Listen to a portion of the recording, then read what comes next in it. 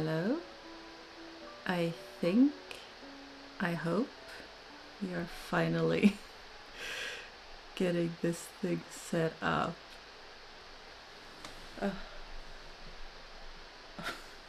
That was a time and a half. My streaming software completely decided to not be cooperative at all. Hello everyone, yes we can hear you, fantastic. This time I even managed to enlarge the text, so even with my very much nearsightedness I should be able to see chat much better than last time without, constantly squinting towards the screen. So hello fellow human beings indeed. There will be a little bit more of a latency on this live stream compared to the previous one because I really want closed caption to be a thing for you that is available, and with this setting it should be, although it will take me a little bit longer to respond to chat, but I'm hoping that will be no problem, hopefully, because it's worth it. It's always worth it in order to make sure as many people as possible can follow along. At least I think so. So, welcome to another Crafting and Chill. I am Kristine. I make dorky things online and research textiles things. And I am continuing working on this piece of impossible crazy quilting because, as I learned from last time, live streaming frazzles my brain, so I need something simple that won't be ruined by suddenly thinking about questions and that kind of thing. Maybe with practice I can do more patterned things like knitting and the like, but for now we are starting with easy things. Hello, Catherine, and you have to work on a sweater today. Oh, that's lovely. That sounds very, very nice. I'm gonna turn off the microphone for just a moment as I pour myself a new cup of tea.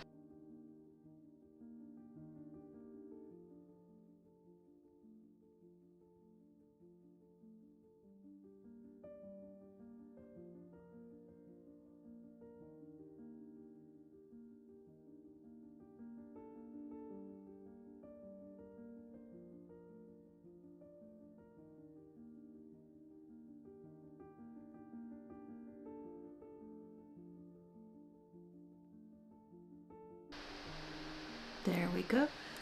And if anyone's wondering, I'm very much fond of thermoses for tea because then I only have to boil water like once, and then I fill my thermos, I fill my cup, and it's perfect with the size of kettle that we have, and then I have tea water for many cups of tea without having to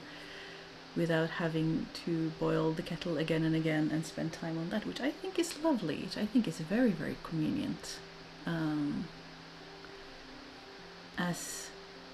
As you do. This is the excuse you need to hang out and knit for a bit? Yes, very much so. Not that we need an excuse, but it's always nice to feel like we have an additional excuse, isn't it?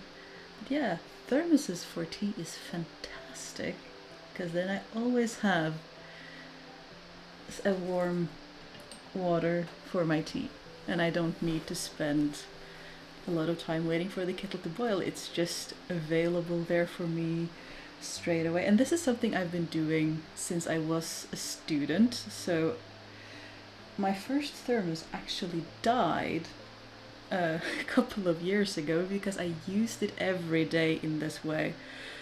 And when I got a new one, I bought one with a stainless steel cap because the hot water over years of use had eaten through the plastic of the screw cap on top. So when I got a new one, I invested in a stainless steel cap all around because that should hopefully last me the rest of my life. Yes, you do the thermos too? Yeah, I think the thermos is fantastic. It's brilliant, and it's so easy to just get a cup of whenever we want it. Hello from Ottawa, Ontario, Canada. Hello. No snow, but you are in Canada. We still have snow. I mean, it's half melted now. It's more like what we would call rotten snow. It's getting there, but we live in Norway, and I don't trust.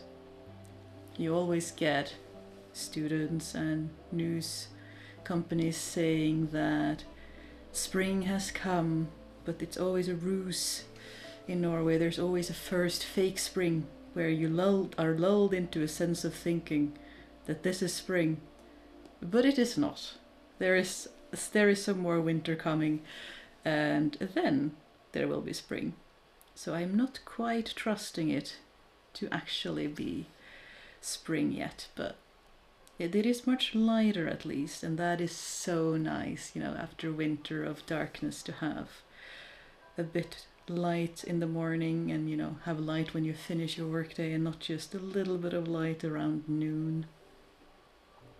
Hello from Japan. Hello. We have people from all over. This is so exciting to me. This is such a different way of interacting with you guys outside of answering comments. It is a lot of fun, I think. I hope that I will get used to this. I feel like I am a lot less anxious than the first time. The first time I was very much, hands shaking, but this time I feel a little better, even with all the technical difficulties in the beginning that are hopefully working now. In Dutch you have a saying that April has its own will. Yeah, that very much tracks. When I was studying in Tromsø, we learned this expression from my friend Livelin, where there is this North Norwegian phrase that is called reinkalvria, which is, in Norway we like to push words together, so it's difficult for people to translate things because you will get a word that is like put together of 3 different words. In this case, it's like reindeer, calf. What would ria be? Maybe weather or weather event or something like that. And what it means is that it's bad luck for reindeer calves to be born on bare ground.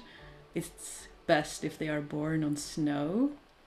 So they call it the reinkalvria. It's like the second snow event in early spring, so that there is snow for the reindeer calves to be born on, which I always thought was super, super cute. It's never a concept that I heard when we were in the south of Norway, but it was something that I encountered when I went further north to another part of the country past the Arctic Circle and met new people who had a very different way of looking at things, and that was really exciting to me. That was super, super exciting to me.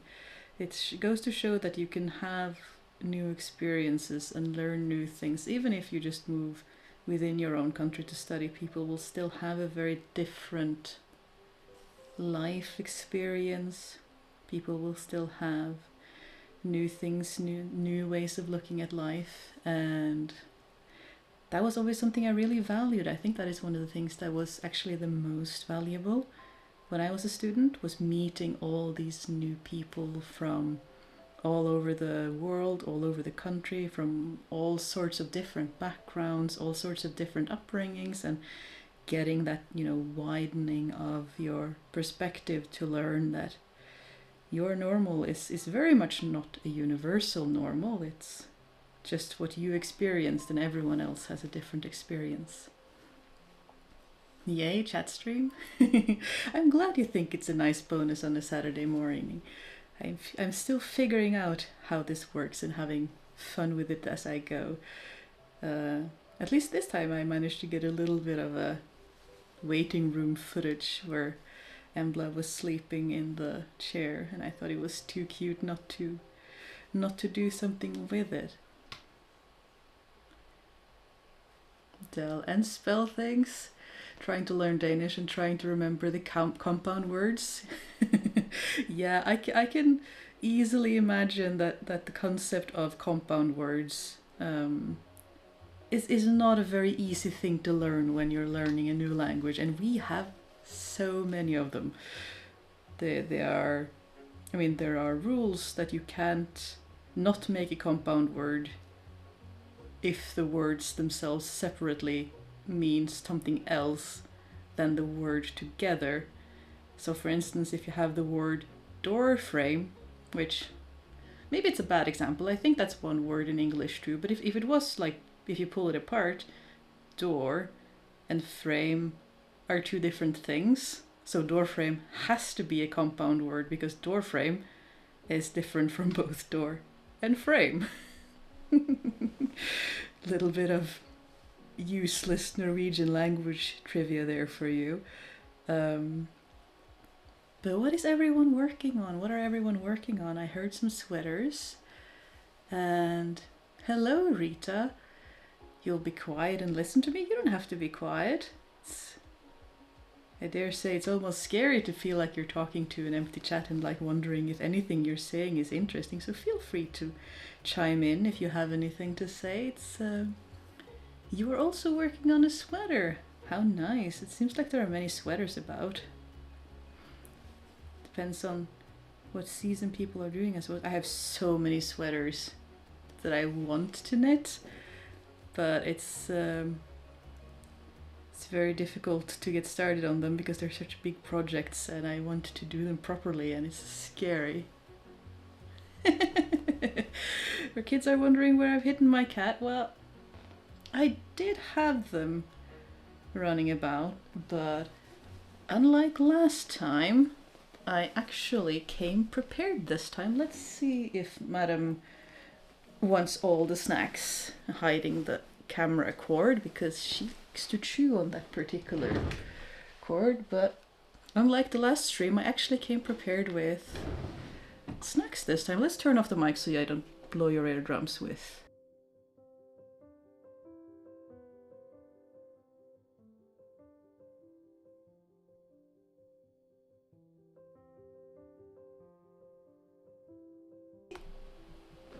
Hello? Are we gonna have a fight now? Since both of you are gonna come and be mad over. This is the problem with attracting the cats with snacks, because especially Soot she gets really feral. She gets super excited and playful whenever I have snacks, so they don't get very cuddly after because they just get super energetic and hunty and all of the things. But here are at least some some little beasties. Oh, come on, you have plenty still on the floor, madam. It's all right.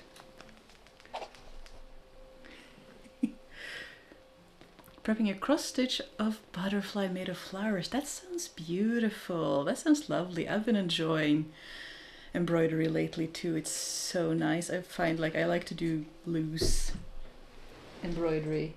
That was Embla. I wonder if Soot wants to chill out. But yeah, I really like to do embroidery. Just to chill out and just let my brain relax. You're clearing the bathroom this morning. Wow, that is always a task to get with the household tasks. That is not something we always stay on top of, but we try. One always tries. Ooh, Anemone is embroidering some leaves. I love leaves.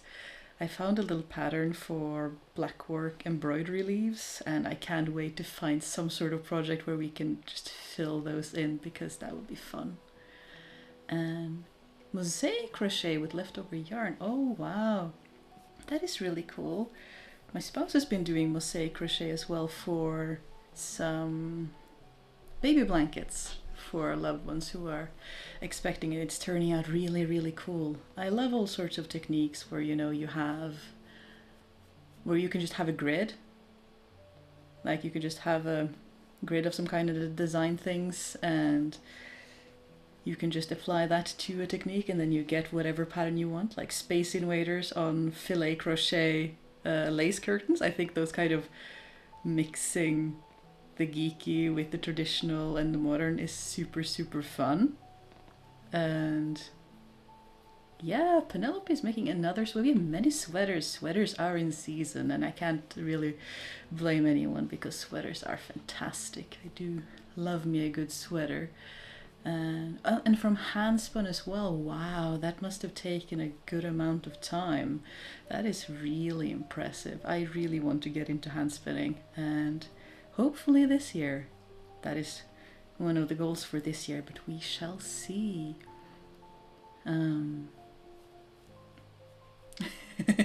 You're sure they spike treats with catnip? They do a lot of the time.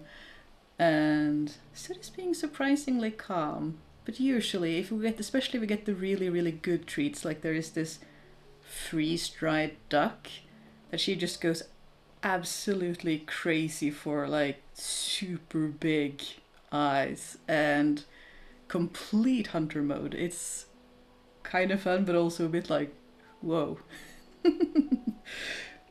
Yeah, she's still looking for more snacks, and I am disappointing her by not having more snacks.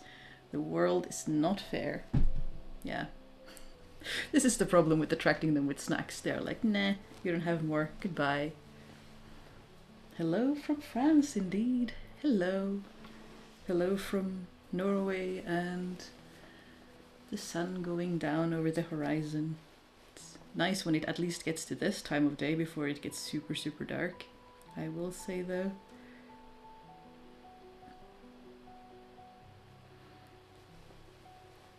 Is the audio okay for you? I tried to put some music in underneath my talking without blowing your eardrums out completely.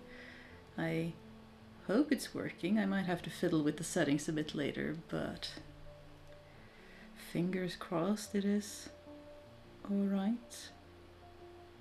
This is kind of fun. It's a very different way of creating content. Very scary because I can't edit myself as I always do.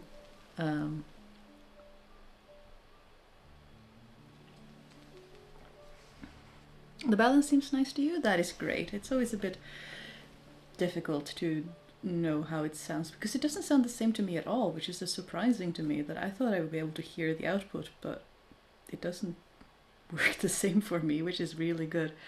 You can hear the music but barely. Well, that is good. I would rather it be too quiet than too loud, to be honest with you, because I find it very frustrating if I'm watching a movie and I really can't hear what the actors are saying because, excuse you, not a scratching post. I find it really confusing when the music is so loud that you can't hear what they're saying properly. It's actually a pet peeve of mine. I mean, we have this function where in games you can usually control the music levels and the talking and then the sound effects.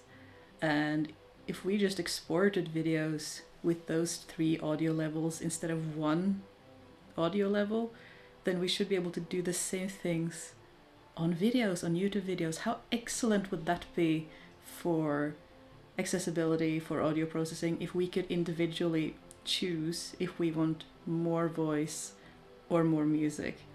That is that we have the technology.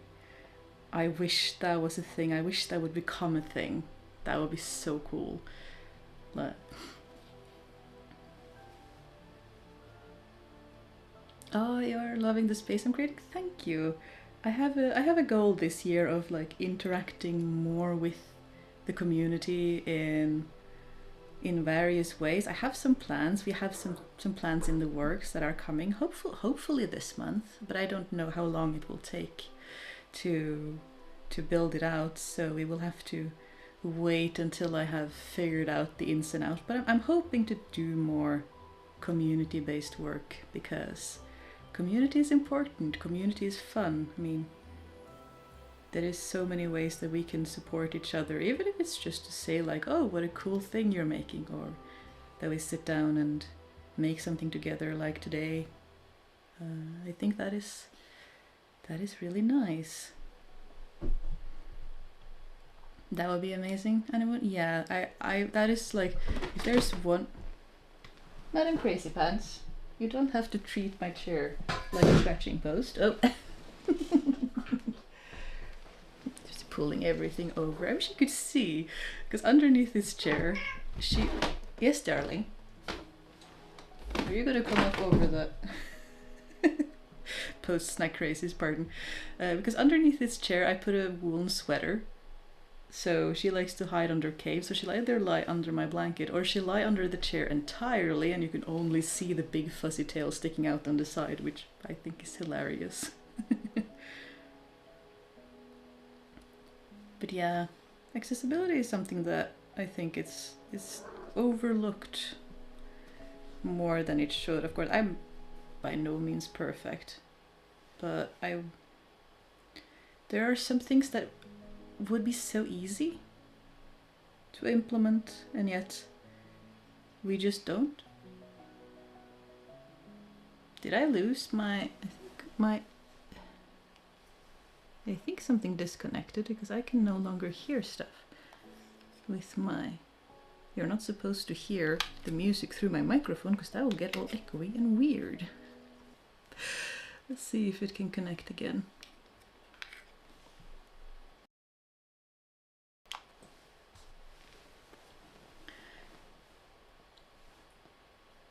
No, I think it's working. I think it's just me being paranoid. Are there any online communities that I enjoy being a part of other than this one? Well, that is kind of the thing. I mean, I have some friends on Instagram. I have some friends on Discord. You know, I have some colleagues that are also YouTube creators that I talk to about various things. But I don't have a community that is, you know, outside of work in a way, outside of YouTube. I'm sure there are communities. I am not big on Facebook. I don't like it at all. I don't like the interface. So a lot of the... Pardon? You don't have to go on top of the cupboards. So that's the thing. I don't have any that I am aware of. So maybe we have to try to build one. But maybe I'm not just looking properly at things, because it feels like a lot of the time it's, you know, chat with friends, a little bit scattered. You talk with some friends here and some friends there, and there's nothing for the wider community to enjoy, but maybe there could be. Are there... Maybe I just haven't heard about stuff. Are there communities online that you enjoy that are, you know, supportive and inclusive and encourage you to make stuff and make you feel like you can make stuff and have fun with things? I feel like it's a bit risky to hold my teacup, as the tiniest madam is clearly having a bit of a zoomy spell. But I don't know, that is kind of part of what I have been thinking about at the beginning of this year, is that I am not aware of any inclusive, creative crafting spaces that let everyone who wants to come in and just make stuff and support each other and do all of the things. But I'm also careful not to do too many things online, because I find it a bit overwhelming. So there's a difficult balance to strike there. But maybe we can find some communities and build them and have fun and enjoy. But yeah.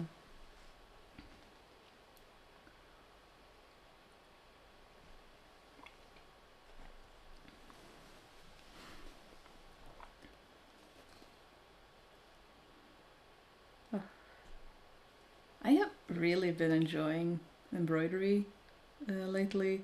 It's so soothing, you know, to just sit and just move. You don't have to think about big pattern parts or making sure something fits. You can just sit and make some decorations and just have fun with it.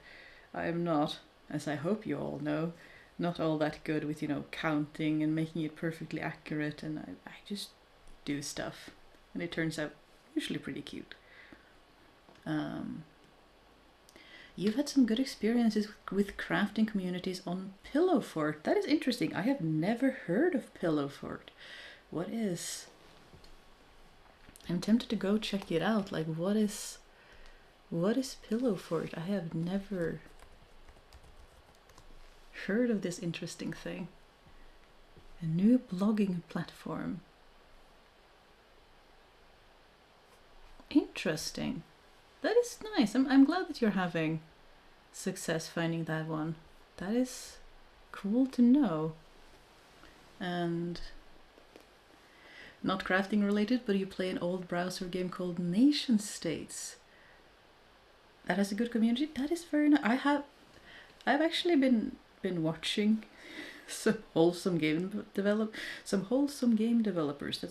Which seems very far from what we do, but they are really good about making community. They have like big thriving Discord servers and like lots of streaming where they talk to their fans and that sort of thing. So I feel like they are really good at building community and maintaining their community and appreciating their community in ways that some of us are maybe not. And I would like to work on getting better at that.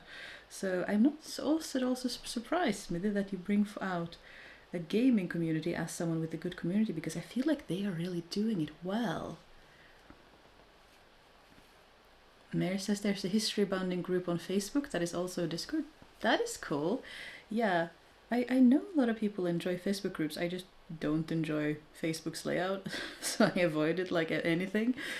But I know a lot of people enjoy it.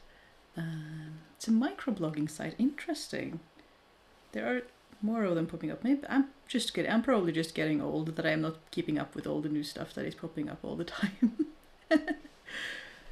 Like Tumblr. I have heard about Tumblr, and it's very cute. Like calling it Pillow Fort, that is super cute. I like when people have fun with names and don't take naming too seriously, if that makes sense. Like, life is silly and weird and stuff. Let's have fun with it, because it's too serious otherwise.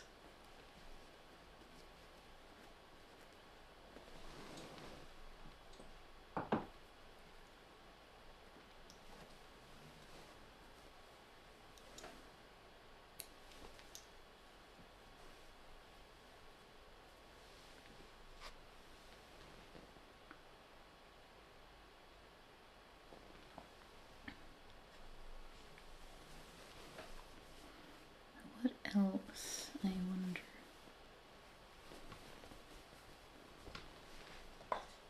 Oh yeah, I was gonna do different colors. Now here's where I feel like a bit of a dum-dum, because this is so obvious. But I mean, I've been looking at embroidery stuff in my little... am I trying more complicated stitches this time? Maybe, in a way. Because, I mean, I have my little pamphlet that I printed out that I like to use as inspiration, and also, you know, just Google stitches online. But the pamphlet is, since it's from 1884, is of course in black and white. And there are so many excellent embroiderers out there who do a lot of these crazy quilting stitches and patchwork and blackwork stuff in colors, in different colors. So I thought I would try to do that, where I have like one border, but maybe a couple of different colors, like maybe a line in one color and then a flower or a leaf or something. I mean, they're all very abstract. But try to see if we can do them in different colors, and maybe I think that'll make them look a lot more interesting. Which is... what am I making? Let's see. I am fishing out, if I can fish it out from all the rest of the thread. I am making another crazy quilting little, let's see, pouch. I already made one of these, which is why I thought it was excused to make one on stream, because you've already seen me make one of these, but I had enough of the backing fabric to make another. I haven't made a lot of progress, but I made a couple of pattern areas.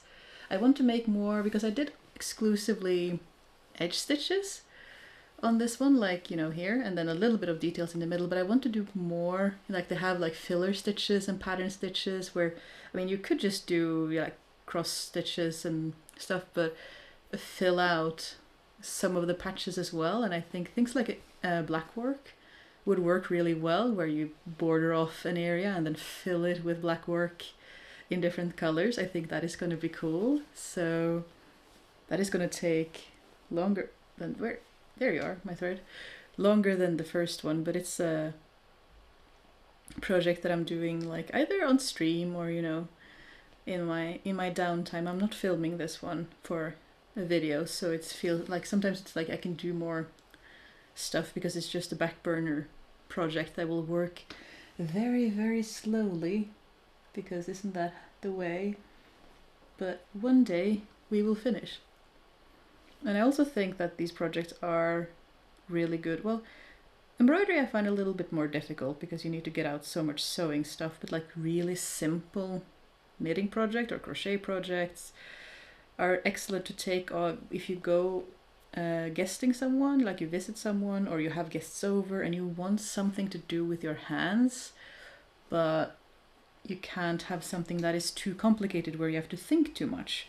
So I really like, I call them my dum-dum projects, which are projects where I can just do stuff with my hands and I can just see what the pattern is or what I need to do next. I don't need to think, I don't need to check back to a pattern, I don't need to be too precious about it in a way, because my eyes just see what I need to do, and then I can actually pay attention to the conversation that is going with my friends without being the rude one who is either dropping out of the conversation because I'm focusing on what I'm making, or I lose my way in the pattern and end up making mistakes and having to undo things, and then I am sad and demotivated. So I really recommend dum-dum projects for when you have guests or when you're just tired, when your brain is just exhausted but you want to do something with your hands. How many projects am I working on right now? That is... It's not that many. I generally don't have that many projects going at the same time because I get stuck into it and then I like want to do it until I finish. But I have the project that I'm not going to show you, which is almost done for filming and I'm going to be editing next week. And then I've actually done a thing this year where I'm trying to start with my Christmas gifts, my Yule gifts, my winter solstice gifts, and gifts in general for people throughout the year early, where I've just sort of made a list and I'm just starting way ahead of time. So I have one of those that I'm knitting, that I'm doing, that is just a cowl, not like this, but just a straight knit, like just like a tube, where I just do one nice lace pattern all the way around, all the way to the top. And then that is just gonna go into the gift pile, and possibly I'll make a couple of more of those because I have made one for myself and it was really nice, because if it's long enough you can pull it up over your head and have it warm your ears and head as well. But if it's, you know, you want a lot of warmth around your neck, then you can pull it all the way down and be very nice and warm and snug. And they're very easy to knit too, since they're just one set stitch count and then you just keep going until they're finished. So I've been having a bit of fun with those. But I did choose a bit of a complicated lace pattern, which is why I can't do that one on stream. Maybe if I choose an easier one. And then there's this one. And I have a lot of projects in my project planner that I want to do, that I have bought materials for, like over here in my project cupboard, that are languishing. Like I definitely don't need to buy any supplies this year, or maybe even the year after that, because I have a lot to keep me going, but I have a lot of projects that I want to do, but I haven't started them yet. So I generally don't like having a lot of projects going at the same time, mostly because if a project is lying flat, like lying untouched for too long, I either don't want to finish it or I forget what I was doing, and then I end up, if it's a knitting project, I just end up unraveling it and returning it to its original yarn state, and then I start something new because I sort of lose the drive that I had with it, and then I prefer to sort of tidy up my DIY pile by just returning it to you can be a new project state, rather than forcing myself to continue it if I don't want to, or just leaving it in the bag and never doing anything about it. Having something to do with your hands is the number one reason I craft. Yeah, same.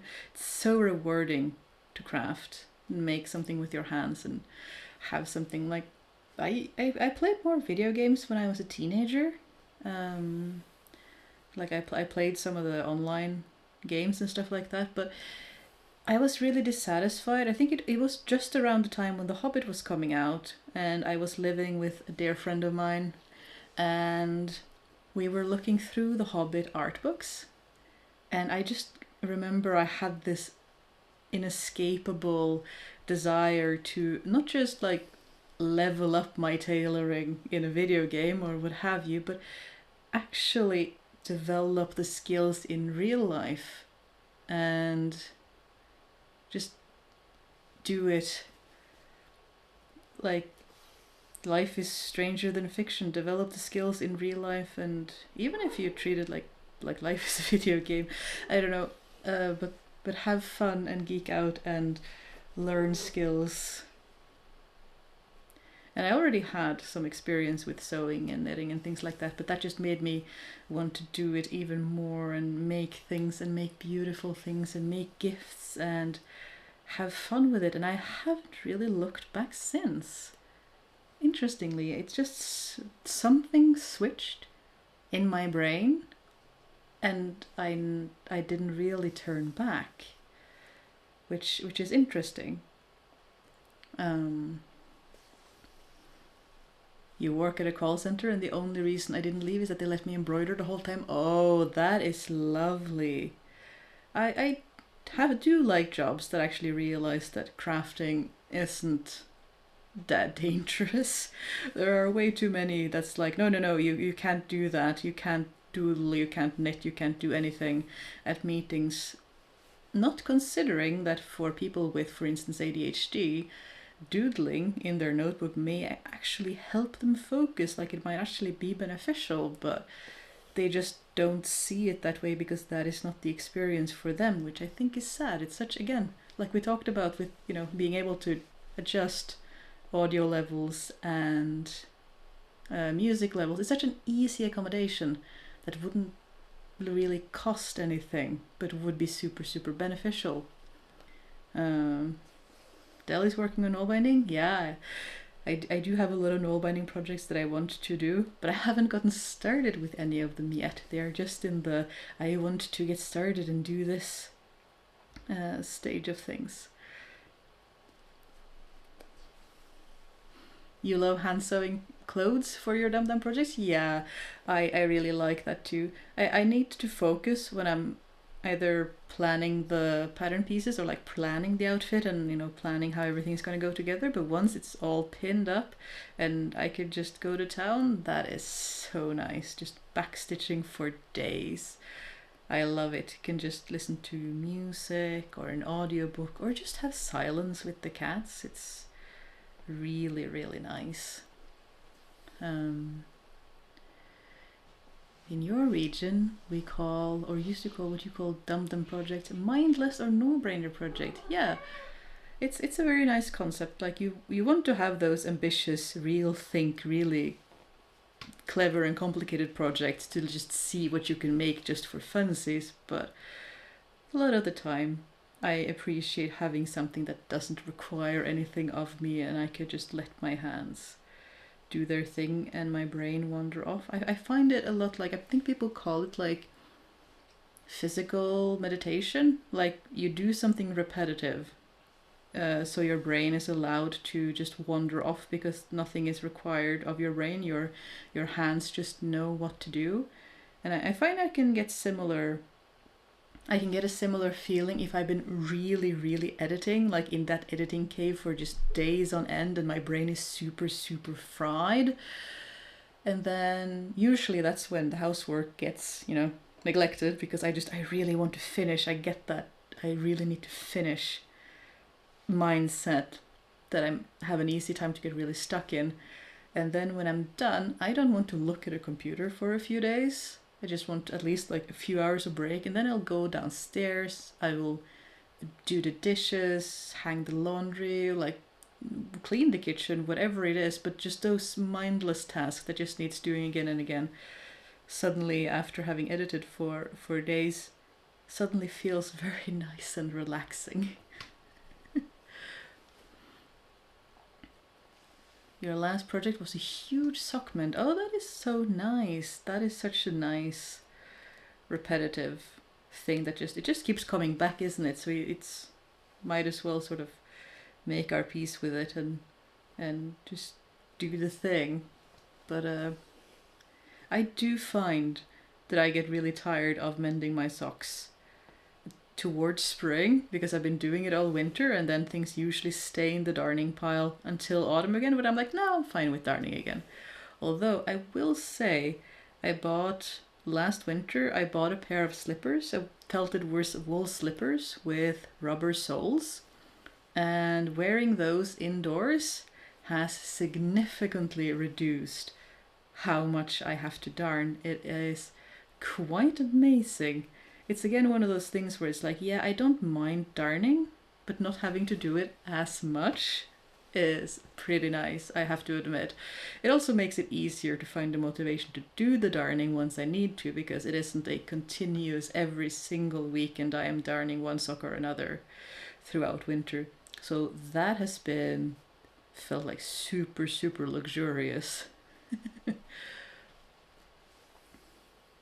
Ah, Del, you started with the snood and just kept going. Yeah, one of those snood. That's a fun word. I like that word, snood. I haven't heard that before.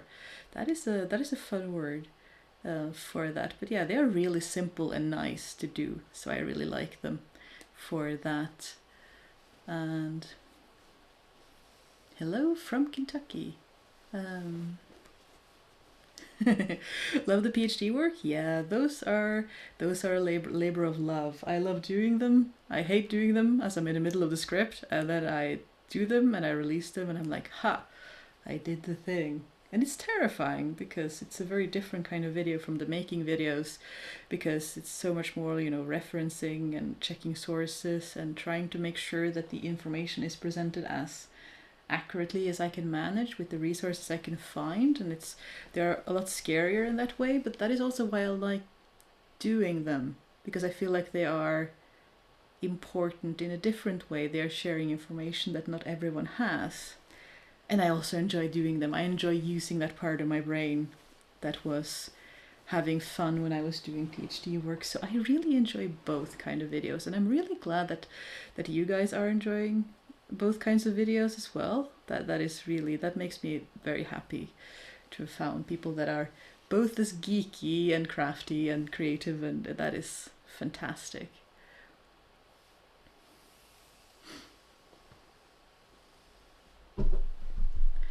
Ah, your partner keeps trying to entice you into games where you can make things. But it doesn't seem as satisfying as making it in real life. Yeah, I think yeah. I used to do both, but now I primarily do this kind of crafting, the real life crafting, and it's very nice. I still play some games. My spouse bought me a used Switch so that we can occasionally play games together, and then that is usually like what we do is play games together, which can be a lot of fun to relax on the weekends. Why are you making a mess of things? You're working on a headdress for your Millinery College certificate course. Pardon? Millinery College certificate course. That is really cool.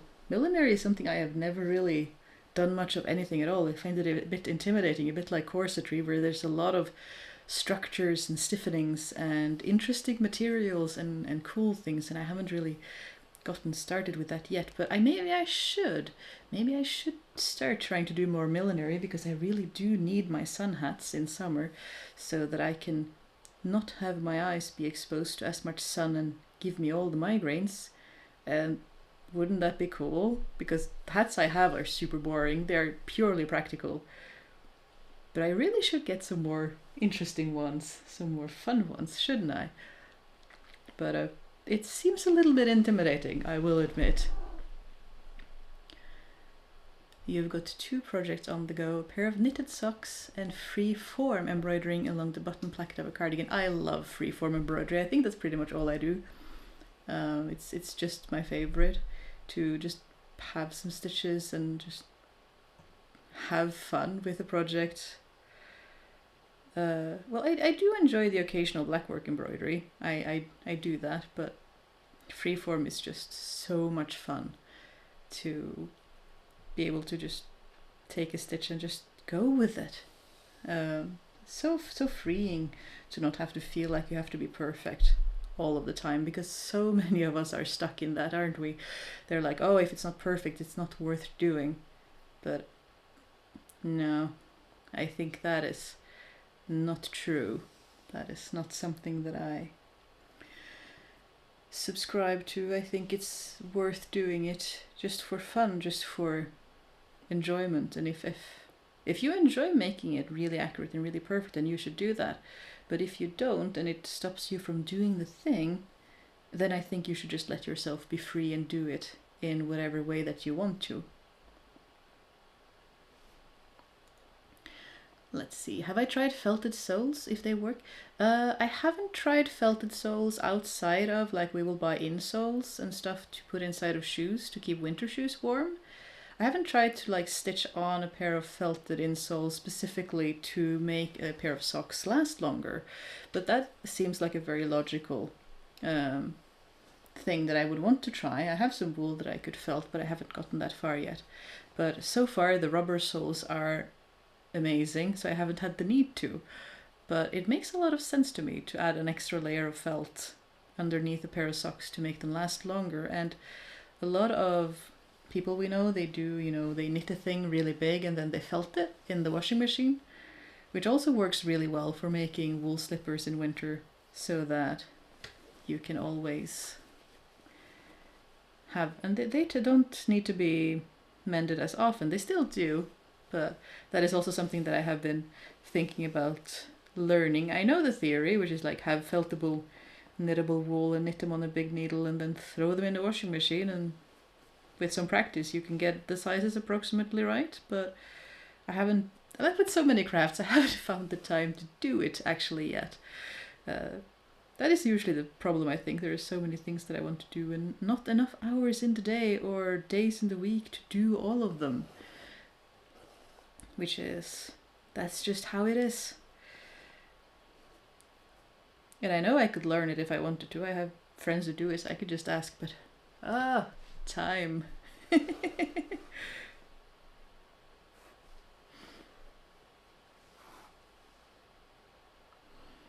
What's the difference between Freeform and Blackwork? Well, I think about Blackwork as that from, is it from the 16th or the 17th century? But you count the threads. It's a part of counting thread embroidery, where you will count threads in your fabric, and you will do, like, for instance, 4 stitches up and then go under the yarn and then go under the fabric and then 4 stitches again over and then under. So you're literally counting the threads in your fabric and using that as your grid to do your embroidery. You can still do it in a freeform way, but you have a pattern that you're following maybe more rigidly. I don't know if that's a good explanation. Whereas freeform, I think more of just taking a stitch and doing it. I'm not sure if I can explain it well without having something to show with, but Blackwork has very specific patterns. With freeform, I think more of like russet stitches that have different shapes. Maybe I should just go and grab. Can I reach it? Not sure if I can reach it. There are always things that I feel like I should have brought that I thought about and then didn't.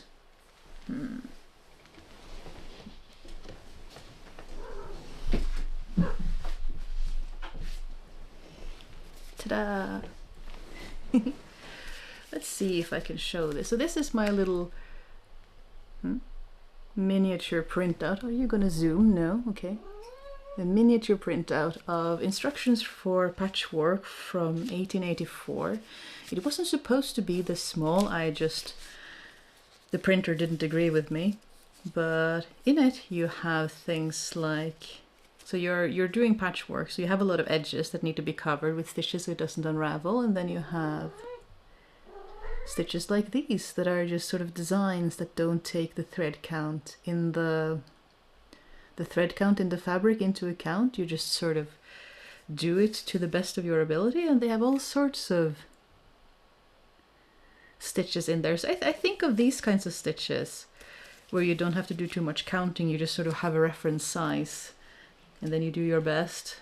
As freeform, maybe I'm wrong, maybe the person who talked about freeform embroidery has a very different definition of it, but that is sort of what I think about. Whereas with Blackwork, if you Google Blackwork, you'll see a lot of beautiful grid patterns, especially if you do, you know, Blackwork like grid fillers that, you know, you would fill in a whole square with a Blackwork pattern. And there are some super, super cool patterns out there. I think they are so cool. Especially, I know they're called Blackwork because that is where they came from. But if you find like rainbow Blackwork that has one pattern or even multiple patterns over a big piece of cloth, and then they go from one color gradient to another, they are gorgeous. They are so beautiful. And oh, they are just amazing. I love them. You love how I don't prioritize perfection? Well, thank you. I think that is important because there are so many recovering perfectionists out there who struggle with, you know, if it isn't perfect, it's not worth doing. And that is such a destructive mindset. It stops us from making so many cool things, especially when so much of the time the way to get better, to get closer to perfection, because it's an ideal, it's not actually attainable, it's just an ideal that we can strive towards, it's not even real, is to do the thing, is to do the practice. And you don't do the practice if you're too tired, if you're too scared to start. Which is, well, it makes me so sad when I get comments and I talk to people who are just like, oh, but I could never be like you because I will never dare to use the fabric or try the thing. And I'm like, no, please try. Buy some cheap fabric in a secondhand shop that you don't care if it gets broken.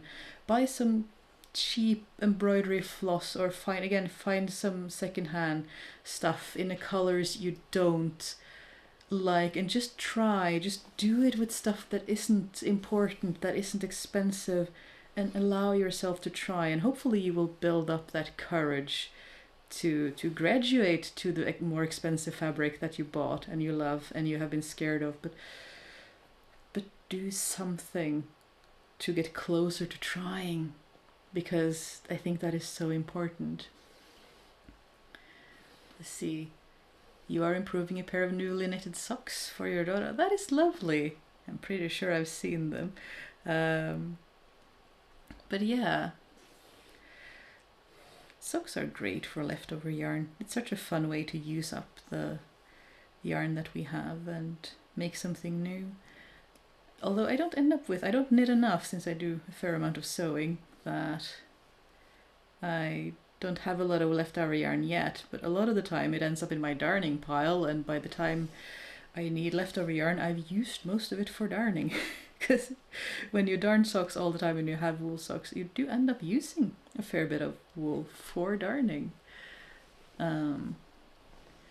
Oh, about the felting, if they end up too small, put them on your wet and walk around. That is clever, because that has been the problem that I know people have run into. Like, my spouse has actually ended up with a couple of slippers from loved ones because they ended up too small or smaller than planned, and then the only person they will fit is my spouse.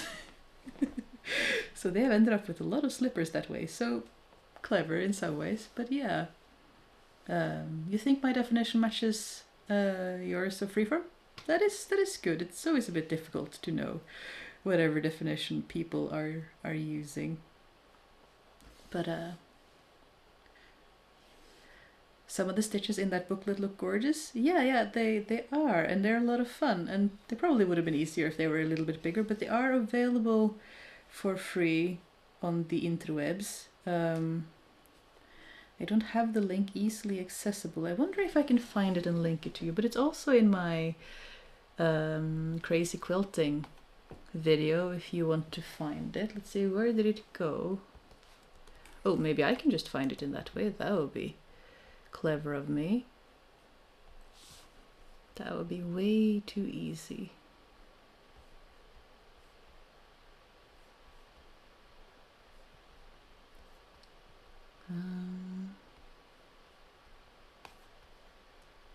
There we go.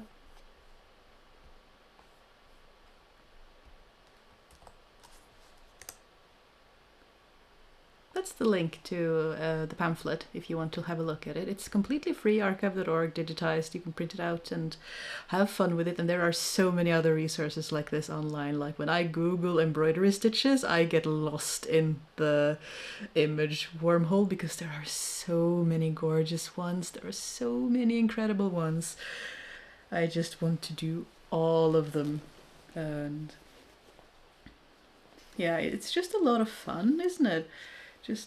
And you can just try it out because they don't give a lot of instructions on how to do them most efficiently or not. It's just try it out and see what works, and even develop your own. Just try and play with it and see what you can do.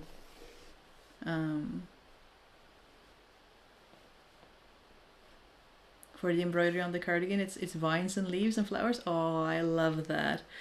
I need to do more vines and leaves embroidery because now I'm just doing, you know, abstract sort of. Ooh, the thread is a bit long because at the moment I'm just doing, you know, abstract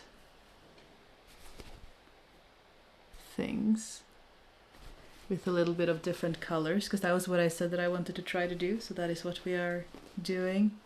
But it is really nice when you do leaves and nature, and it feels I just feel really nice and warm and cozy in those things that make me think of nature. Let's see, you just unraveled a scarf project because you didn't like how it was going. Maybe you should make it go. Yeah, go for it, try it. I like them. I think it depends on what sort of person you are, because I know some people cannot abide by anything close to their throat, and then they get really, really stressed, so they cannot wear cowls or scarves or anything like that. But I'm the opposite. I get really, like, if I get chilly, this is the place that I really need to have something warm. And if like the top of my chest is warm and my neck is warm, then I can tolerate it being fairly cold before I need to put on a sweater, because sort of the most essential part for me is warm. So this is the first place. If I'm feeling slightly chilly, the cowl comes on. First thing in autumn, and it's the last thing to go in spring. I love them. Happy Saturday, Jessica. Yeah, happy Saturday to you too. It wasn't super planned that it would be 2 Saturdays that I did the live stream experiment. It just happened. We will see if we do some other days as well in time, hopefully to hit different time zones and different work schedules and different life and everything. So it isn't meant to be something that happens all of the time at the same time, because I had hoped to spread it out to give different people a chance to join us. And the reason you love old handwork books is because I get overwhelmed when looking at ideas on the internet. That is a fair point. That is a very fair point. There is a lot on the internet and it's easy to get stuck.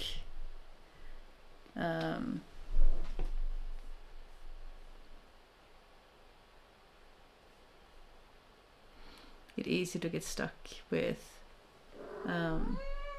just continuing to search online. And I do that myself, like especially if I'm Googling things that are beautiful, like Blackwork embroidery designs. I can just stare at it for hours and never know what I'm actually, like, not deciding what I'm actually making, because there are just so many things that I want to make. I want to do all of them and I can't, and then I'm sad.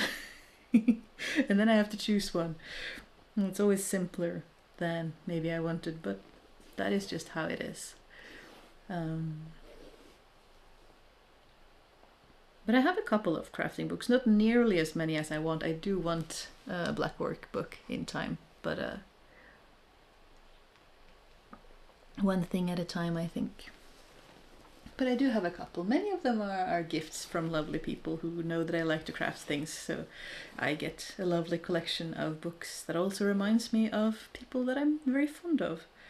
And that is also very, very nice.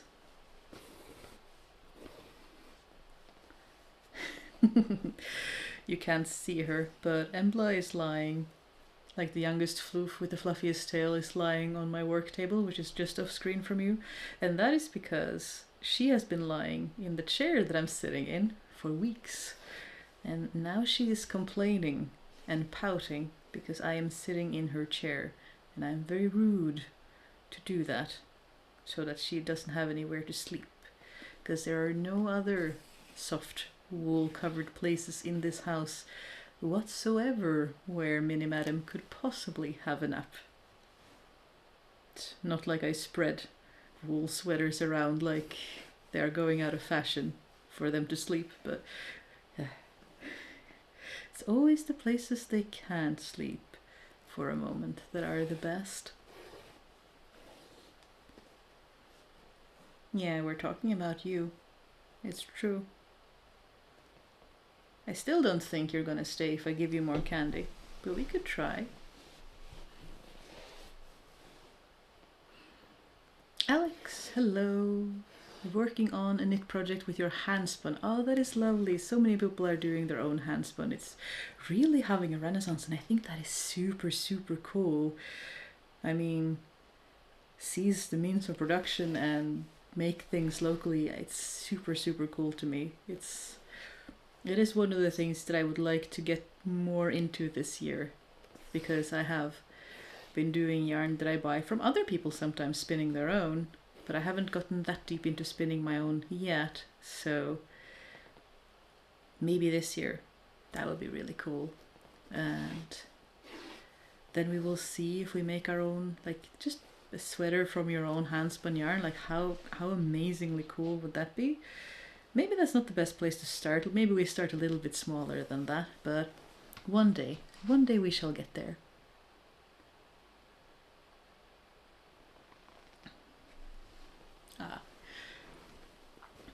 The sun has completely receded in the outside. It is completely black now, whereas when I was starting to talk with you, it was still a little bit grey in the sky, which always makes me curious if other people still have sunlight, because I'm so used to it being so dark in winter.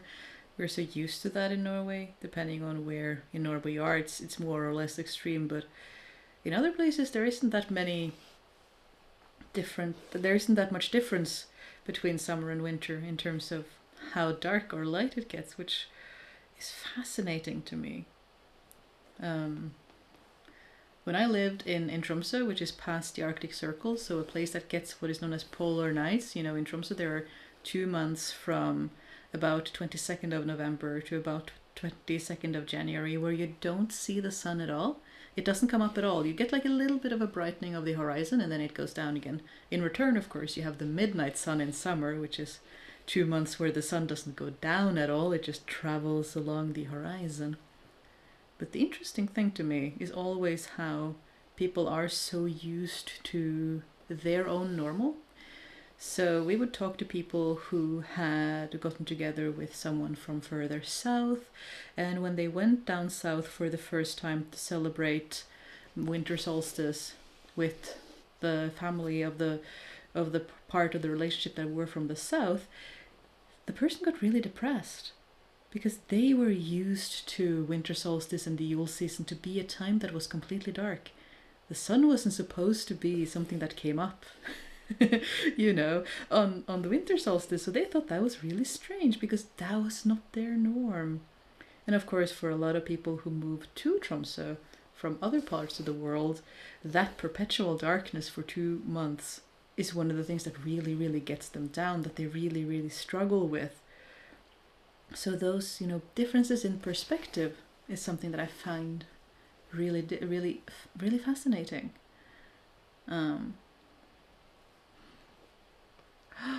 Oh, Jessica, you did your first ink loom with your handspun? and you showed it to anyone who made eye contact. You should show it to anyone who makes eye contact with you. That is so cool. Because making, like, one thing is to spin your own yarn, and another is to spin yarn that can hold up to weaving, and that is really, really cool. You should be proud of that. Good for you. And you're not allowed to take up a new craft, so you're going to rely on other people spinning? I don't... I really enjoy crafts that don't take up a lot of space, like embroidery. I mean, I really want to do weaving on a proper big loom. I have only done it on, you know, small ink looms and tablet weaving looms, and I haven't done it properly on a big one. So that is one of the few, like, big pieces of crafting equipment that I would really like. But I really like tablet weaving, spinning with a hand spindle, embroidery. I think it's from my student days when, you know, you don't have a lot of money, but two, you often move around quite a bit, so it's very nice to have little portable project that can come with you everywhere and stay with you and doesn't take up a lot of space, in order for you to be able to do it and do it well, which I also really think is cool. Thanks for the prompt to pick up scrapbooking. Yeah, go for it. Do cool stuff. I think we should all do more cool stuff, because it's a lot of fun to do cool stuff. And it's dark there as well, just barely tinted with dark blue. That is nice. That is very lovely though, when the sun goes down. Yeah, I can't say we have any dark blue left. It's just completely black. But that is winter for you. You found with lighting candles the Scandinavian way. Is it really called? Is it known as the Scandinavian way? Again, that was always my normal. That's what you do in winter. You light candles and you make everything inside really nice and cozy and toasty. You light a fire in the fireplace, which I know not all of you can do, because some countries and cities have legislation that means you can't have a fire in the fireplace because it creates too much smoke. But in Norway we are sparsely populated and we have a lot of forests, so long as they are managed and regrow and stuff like that, a lot of people like heat their homes with firewood. And I find it a nice emergency preparedness thing. Like, I get a bit anxious when, like, I lived in student housing that only had heating by electricity, because in Norway we don't have extensive gas lines, so it's usually like heating with electricity or heating with wood or both. And I get nervous if there's only electricity, because what if you lose electricity for, you know, a couple of hours, maybe even a couple of days, especially if you're rural. That is not uncommon. It's so nice to have an alternative, because if you're cold, that is so miserable. If you're cold in winter, that is not nice. But if you are warm, if you have a fireplace, at least you can be warm while you're waiting for the electricity to come back on and read a book or something while you don't have any internet. But if you're cold, if you're huddled up in blankets, that is so uncomfortable. I do not like that. Hello from Arizona. Super sunny. I have heard that about Arizona, that you get a lot of sunny days. That can't say that is a problem we're having currently, but though it has been a bright couple of days. But you know, the snowy kind of bright, where it's very sharp light, because the white snow is reflecting a lot of it. And just getting light on Sunday morning in Aotearoa, in New Zealand. I don't know if I'm pronouncing that correctly, but that is really cool. Yeah, in midwinter and midsummer, because you're having summer now, so that makes sense. And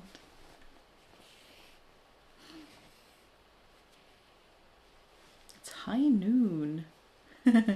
Yeah, it is really nice when the sun stays up more and more. I agree. That is one of the things that I start counting, or like checking in the weather app when the weather turns, is just how much longer the days are each day. And being so far north, it can be quite extensive, like 5 minutes a day. That a day gets longer every day at the height from the winter solstice towards spring. It's really, really, like, the changes are really intense, which is really cool. Yeah. You're not allowed because you live in a one-bedroom apartment and your crafting stuff takes up a lot of space. Yeah, that is fair.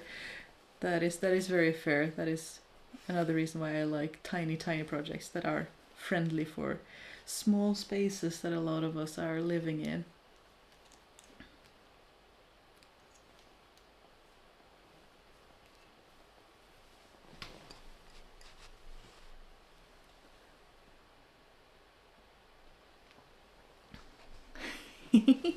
Ellie loves how everyone is doing all those cool textile crafts and you're lurking in our textile screen working on your Gundam. Well, go for it. Do it. It's still cool. You're still making a thing. Making things digitally is just as much making things, I think. Like making models, making stuff, making things. Being creative can have such... So I wasn't meaning to like rat on digital stuff or games at all. One of my problems when I was gaming was that I was just consuming. I was consuming someone else's creation. And that can be really relaxing. Like I do that on occasion to relax, but when I was younger I didn't have the capacity to moderate myself, so I would get stuck and I would stay stuck and I would sort of do the thing for weeks and months, and you know, my social life and everything would suffer because of it, and it wasn't a very positive thing to do. It wasn't working very well for me, whereas I know a lot of people play games to get the social aspect, they play with friends, and I did that too. But a part of it was that I couldn't, I just did it out of habit. I just did it because that was what I did when I came home from studying, and that wasn't like, it was a habit that wasn't super healthy. Whereas if I was creating stuff digitally, if I was creating games, creating art, then you still exercise that creative muscle and you do stuff. So I think there is that balance between creating and consuming, that sometimes if I know I don't feel too well when I get stuck too long and I'm sort of consuming a lot more than I am creating. But if I create as much or more than I consume, then I feel much better. I just, yeah, my brain space and everything is just better. So it's not like I do consume media and videos and movies and music and the occasional game, especially. We've been trying some tabletop games with my spouse, and they've been a lot of fun. But I do find that I do need to have a balance and be conscious of the balance between how much I create and how much I consume, for my own mental health at least. It's not digital, it's plastic. Oh, that's still alright. You're still creating things. Don't feel bad. I get so many comments, and I think these are super weird.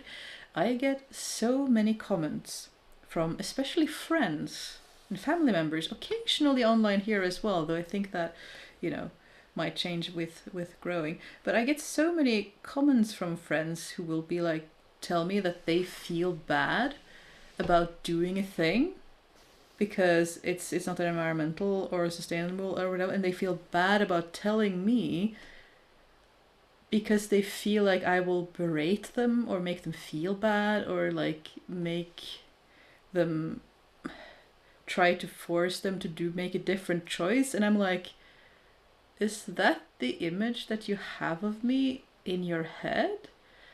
That I'm gonna be mean and sort of have that, you know, strict, you should do this and this and this teacher thing because you feel like you didn't make a good choice?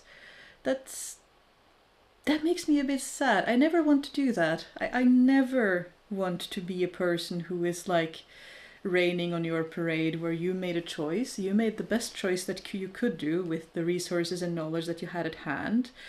Often there are constraints in terms of time and safety measures and financial measures, and I'm never gonna yell at you or make you feel bad or anything for using synthetic fibers or for plastic things or like that. That is not at all what I want to do.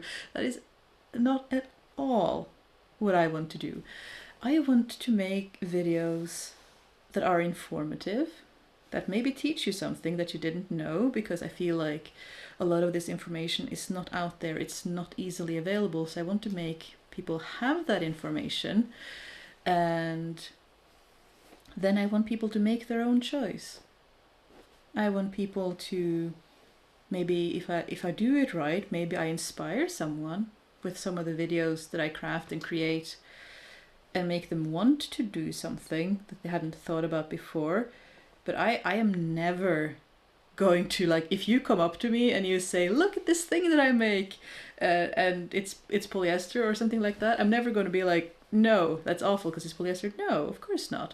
I'm going to say it's amazing because you made a thing, and I'm super happy and proud of you for making a thing. And exercising that creative muscle is so important.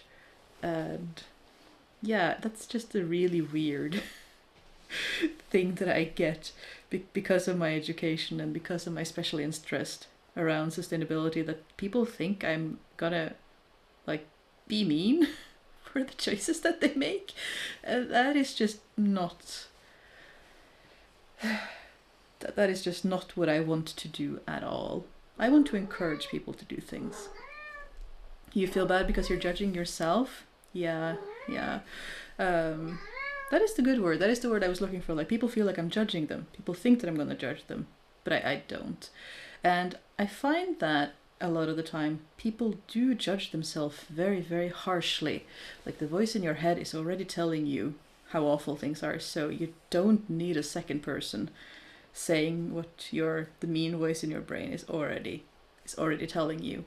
Sorry, Marion, what am I working on? I am still working on Little Madam Crazy Quilt from last stream as well. I think that's going to be a stream project for a while, but we have made a little floral border into different colors, and then I wasn't thinking because I was talking, so I just did a simple stitch that you can't really see because it's black on purple with the same color on my needle. But we'll see if I can manage to expand and add some stuff to that as well. And hello from Victoria, Canada. There's so many people from all over the world. We've had New Zealand and France and Japan, and oh, this is so much fun with this is one of the cool things about the internet that we didn't have before, you know, that ease of communication with people from all over the world and all sorts of different experiences. The teacher you had was Laurie. She might have retired or is only working for Mervish costume department. That does happen. People do retire at some point, but I mean, what they taught us stays with us no matter what happens, which I think is really cool. I mean, I have a lot of experiences and knowledge and teachings from people who have since moved on, and so long as we have that, I mean, they are still with us in a way. Although I do find it sad sometimes when I think about, you know, there used to be 2 people with this memory and now there's only me. But that is kind of how it goes. And hello, welcome. There are so many people. I have no idea there were so many people going to be interested in a little chatty crafting and chill, but this is really fun. And you think it must be difficult to chatter and sew? Yes.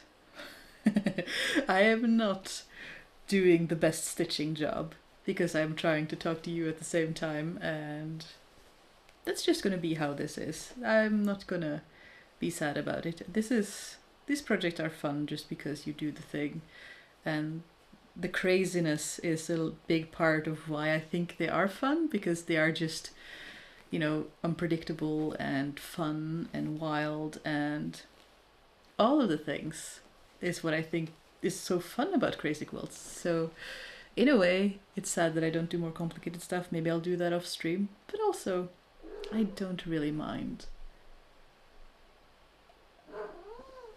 The more people from Toronto and Canada and Edmonton, and hello everyone. Oh my goodness, how does this happen every time? I'm like, I think I've been talking for a little while, and then I look at the time and it's been an hour and a half. Hello, madam. Not sure if you... From you and your cat from the Austrian Alps. That is lovely. I have a very sad little madam right now that is complaining because, again, I have taken her spot that she has been snoozing in for the past few weeks, and that is just very rude of me. Hey? I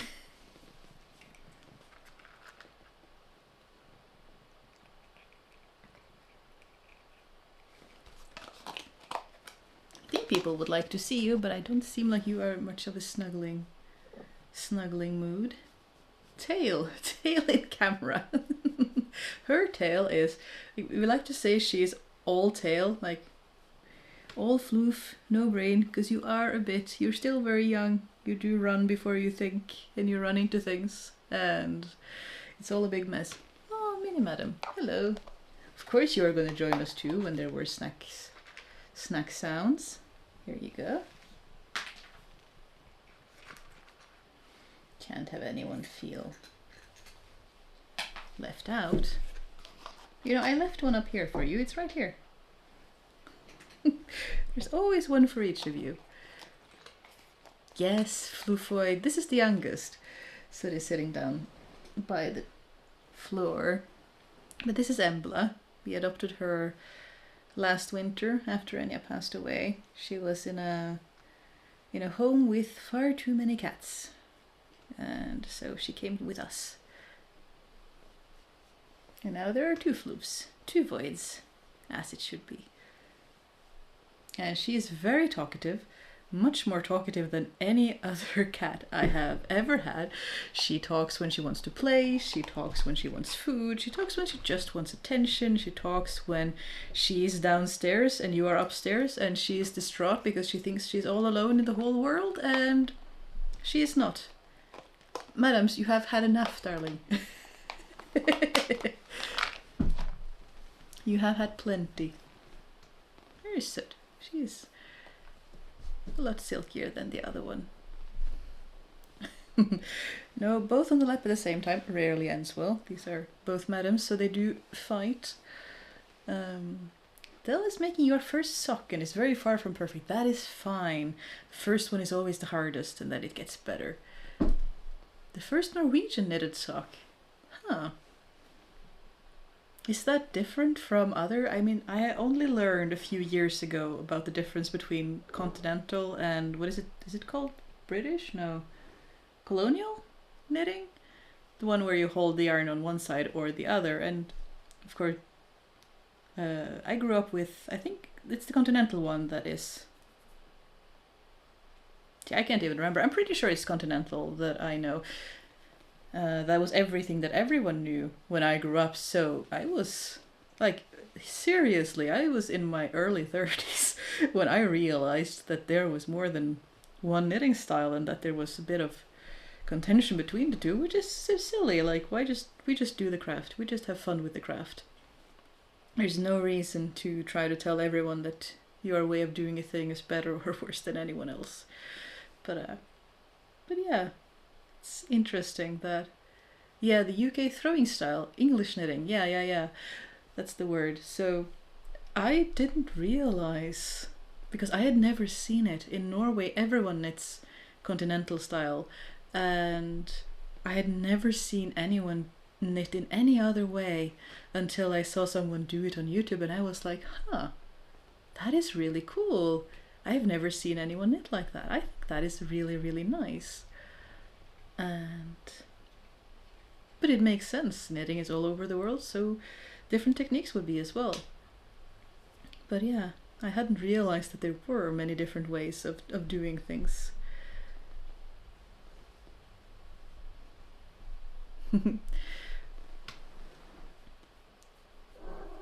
Hello from the Netherlands. Hello. Hello from all over, and from a cat that is not wanting to be properly in frame because she's just sitting over here. You're not staring at my microphone cord because you want to eat it, are you? Because Soot, she never bothered with sewing thread, but she really likes like drawstrings for cords, you know, for waistbands and stuff like that. She really likes those, and she doesn't like any electrical cables except audio cables.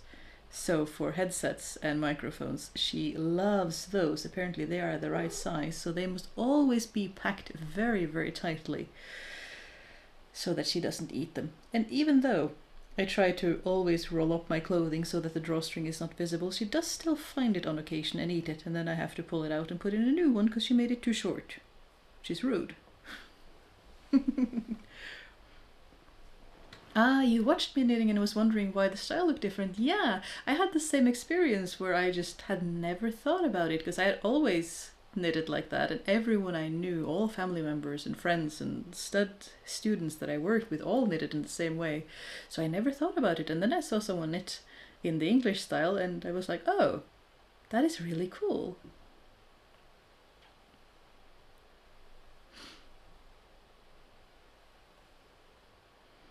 Oh, you knit with both hand, continental and English. Wow, that is so much more. So much more than I do. I try to knit back and forth to avoid purling when you're knitting back and forth for like a cardigan, and I have not gotten there yet. My tension is way off, so I need more practice in that way. Do my cats understand English too? I usually talk to them in Norwegian, but no and nei are very similar, so I think tone of voice is more important than the language, but I do sometimes forget that I'm talking English on stream and end up talking to them in Norwegian anyway. That was the same thing when one of my friends joined the last stream, surprisingly. I almost fell back into Norwegian out of habit to say hello to her, and I had to be like, no, no, we are multilingual here, talk the language that most people can understand. Okay. But yeah, we talk Norwegian to the cats, that is. But I really like... Soot was called Soot because soot and sot is the same in Norwegian and English. There's just like in Norwegian there's one O and in English there are two, so it's the same word, which I thought was amusing. Embla is just Embla in both languages because that's a name, but I found that amusing. It's a bilingual pun in a way, although it's probably just a loan word from either language, which I'm not sure if Norwegian or Scandinavian gave soot to English or the other way around, because I know that a lot of Norse words came to English with the Vikings.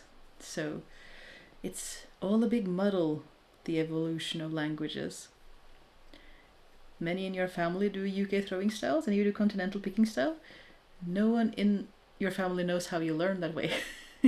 That is pretty amusing.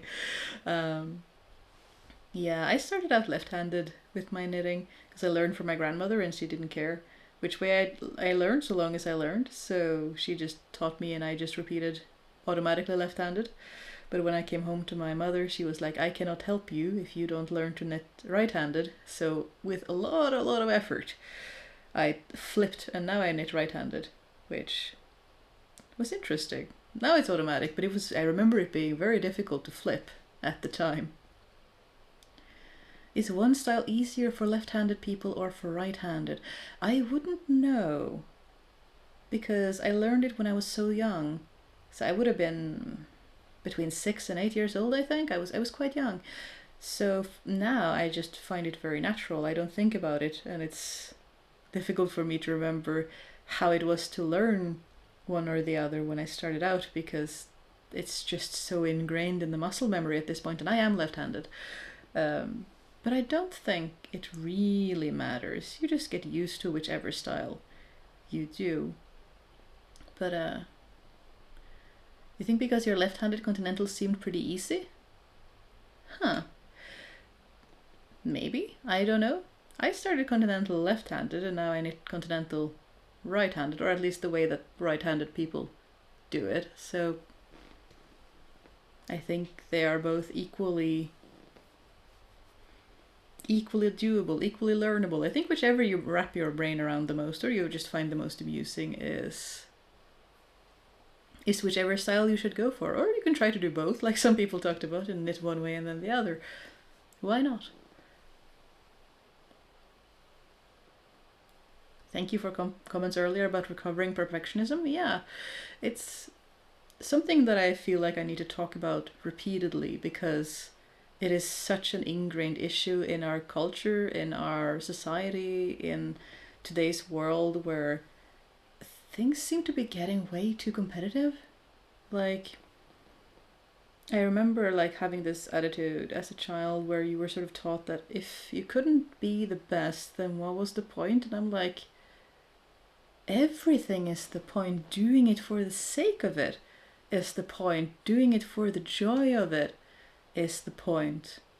I mean, when I did extracurriculars as a child, I we didn't have a lot to choose from, but we had like school band and a little bit of gymnastics and a couple of things like that.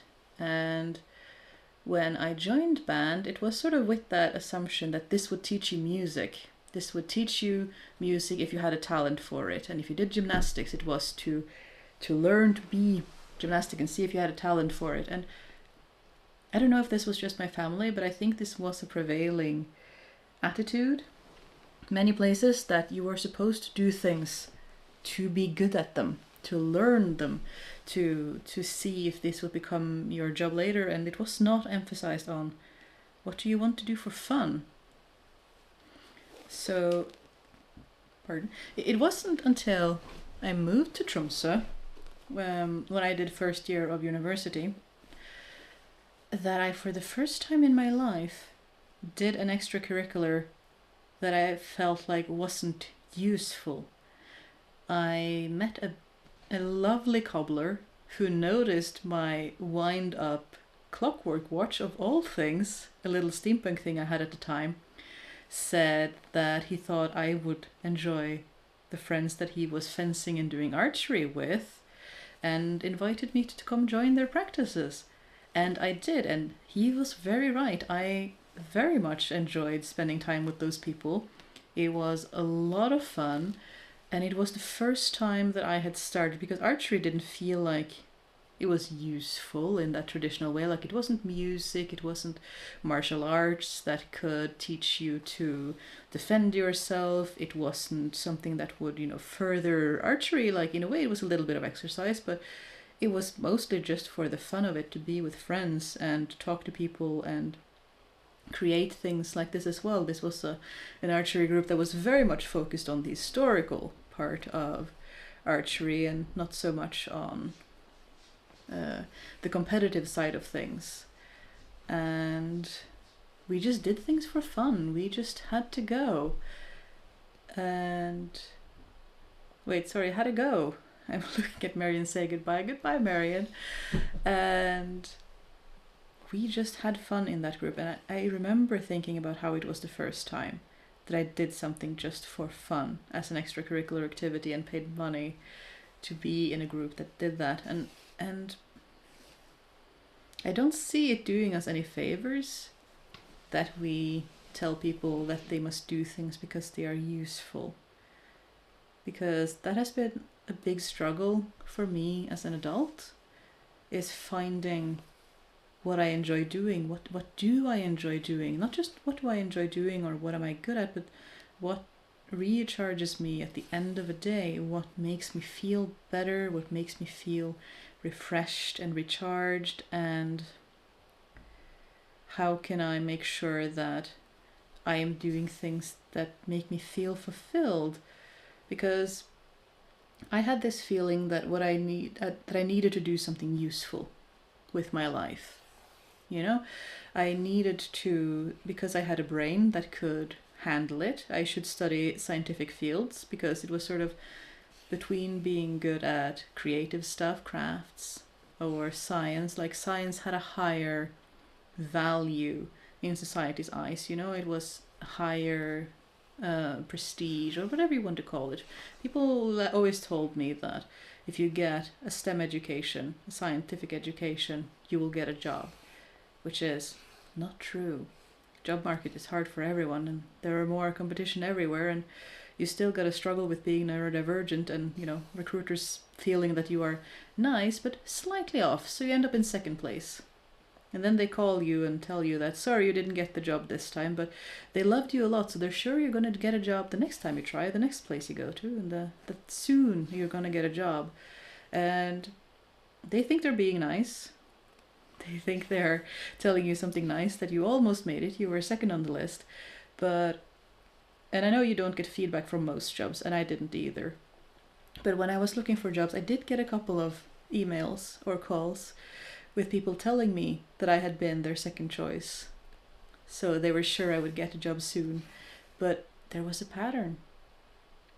It kept showing up that I kept being second place and second place and second place, because I had the papers, I had the grades, I had the education, and I was nice enough, but I mask my autism well enough, but not to the point where people don't have that. Because we know that recruiting is people favor people who look like them, who sound like them, who they get along with, people they see themselves being friends with. And if you're just nice enough, but they don't have that connection that people are going to have with a different candidate, you're not going to get the job. And that has always been very difficult for me as someone who's autistic, is that I can usually write a resume, I can write an application. I was able to get a couple of interviews, but getting to that interview and getting the job would be difficult. And even my PhD position, I was second place there too, but they were able to find funding elsewhere, you know. There were circumstances that made it possible for me to get a job at that university, even as the second in command, even as the second choice, because there were circumstances that were out of my control that were in my favor for once. But I learned this later, I was the second choice there too. And that is something that is very difficult to explain to people, that they're sort of discriminating against autistic people without realizing that what they're doing is discrimination, because they're just preferring one candidate over another. How can that be? But there is a pattern, and that is very interesting and also very frustrating. And one of the reasons that I want to try to see if I can make a living and build a community without having to write those frustrating applications, because it's very demotivating to getting I think most people in the audience can relate to that getting rejected again and again and again and again, it wears on you, and it takes a lot of time, and it's hard. Which seems like a very big tangent from being useful, but it was related to, you know, how people tell you STEM is safe, but nothing is safe. There is competition everywhere. There's no guarantee, even if they think they're being nice in telling. So do crafts and have fun and stuff. I don't know. It's yeah, you can relate. You were diagnosed later in life. Yeah, me too. I mean, I was mid-20s when I was diagnosed, because, you know, female presenting autism is usually not something people look for, because they are quiet and they are taught to mask very heavily, because, you know, expectations can be very hard on women. So you are expected to mask and have a lot of expectations on you. So it wasn't until later that I was diagnosed either. No one saw it as a problem. No one saw it as a challenge that I was quiet and struggled and needed a lot of downtime, because I had good grades. Shouldn't be any problems with me when I had good grades. Everything's cool. No worries. Modern culture is so messed up. Yeah. Makes us less conscious of what brings us pleasure. I think that's true for the large part, at least for a lot of us. I know I struggle with that a lot. I still struggle with that. Like, if I have a day where I am trying to sit down and I'm like, okay, today is a rest day. What do I want to do? What should I do? What do I do? How does one rest in a world that just tells us to just go and go and go and go? And I find that, like a muscle that has, you know, atrophied, I am bad at resting. I need practice at resting, which feels like that is not how it should be. Like that is not. You think that I'm currently in my mid-20s? No, no. I am... How old am I? I am 30... 34? I think, yeah, I'm 34. Because I'm 89. Born in 99. And I wish we would just tell people the year we were born rather than the age, because the age changes every year and I am getting worse and worse at remembering how old I am. But yeah, I am mid-30s, my friend. I am millennial. For whatever that is.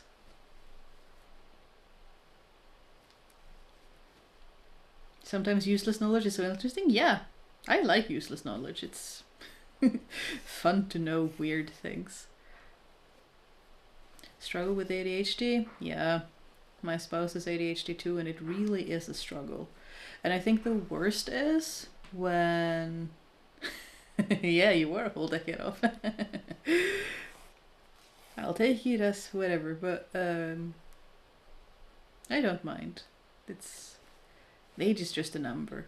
But yeah, I have a spouse with heavy ADHD, and it's a struggle. And I think it's the hardest because I know several people with ADHD, and those that have an interest in trade jobs like carpenter or plumber or mason or those kind of practical hands-on, farmer, those kind of job, they generally do better. But if like my spouse, you have ADHD, but you also have an interest in, the academics, in writing, and research and that kind of thing, then suddenly it gets really, really difficult, because then the ADHD is fighting a lot of the time. At least in their case, it's fighting against you. Whereas when you can do practical stuff and work with your hands, I feel like it's a little bit easier sometimes. But I don't have it. I have just talked a lot to people who do, so I don't have an intimate understanding of it more than talking about it all the time. Yeah, completely unable to relax. Yeah, it's difficult. I feel like, much like working is a skill, like sometimes if I have been sick or been off working for a while, I need to sort of start slow and build up my habit and my practice of working. Otherwise, I try to start too hard too soon, and then I get frustrated that I don't get enough done fast enough. But if I start slowly and think about being able to work as a muscle that needs to get exercised, just like everything else, then it feels easier, because it's like, oh, you're a little bit bad at working now because your muscle is a little bit out of shape, so we need to practice a little bit. We need to take it a little bit slow and sort of ease into it, and then we can build it up over time. And I feel like I've gotten better with that in terms of working, but I'm less good at exercising the muscle of resting. But how come I was in my teens when The Hobbit came out? I was not. I was in my teens when The Lord of the Rings came out. When The Hobbit came out, when I had my epiphany of wanting to do crafts rather than... So that was probably confusing, but I was gaming in my teenage years, but also into my early 20s. I played a couple of games in addition to studying at university. And I was in my... Let's see. I would have finished my master's degree in chemistry. So I would have been 26? 25, 26? Somewhere in that, but mid-20s when The Hobbit came out. So I was mixing crafting and gaming up until then, but that when the first Hobbit movie came out was when I was like, I want to do this a lot more. I want to make these beautiful objects in this book, like wood carvings and sewing and weaving. I always thought that the dwarves in The Hobbit would have done super well, like with their geometric designs. Tablet weaving would have been perfect for them. And what I would have given to be able to like make that or just have it in the movie. That would have been so cool if they had tablet woven, ribbons and coat decorations and things like that. That would have been so tactile and just really, really cool. And if they wanted to have like graphic elements and tactile elements at the same time, you can do missing hole with tablet weaving, and then you get holes in the pattern just like with colors. And oh, it would have been so cool. It would have been amazing. It would have fitted, I feel like it would have fitted their aesthetic and their personality really, really well.